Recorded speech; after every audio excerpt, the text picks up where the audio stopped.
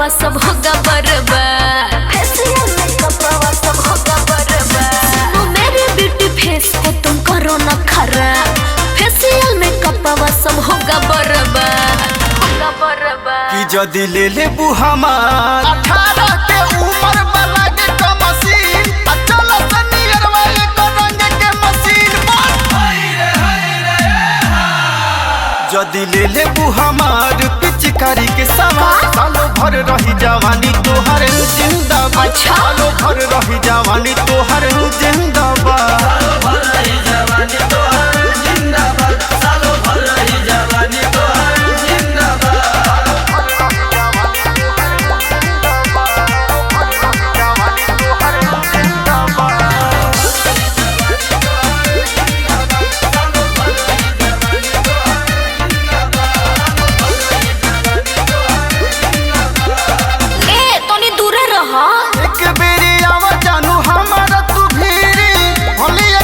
नहीं कर किरी किरी, कर किरी किरी हो, कर किरी किरी। देखो हटला कि ना, चलो हटा। लखुआ जोई सोनी त खोला है कमीज रे, के कर बेटा हा बाटे बड़ा बदतमीज रे, बड़ा बदतमीज रे। तोहर फसल गोटा जाई, आगे बैठा के या नीचे सुता। अच्छा चला ले बमी तुना कोना में ले जाके बात।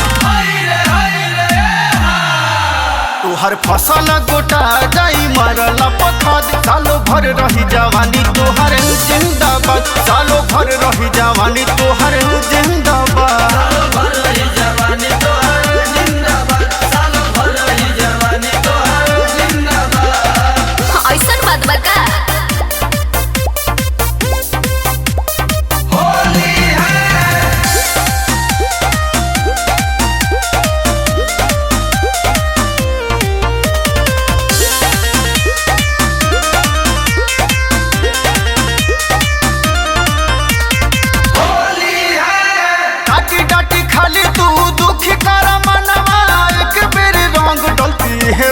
पनवा ये बसा पनवा हो, ये बसा पनवा।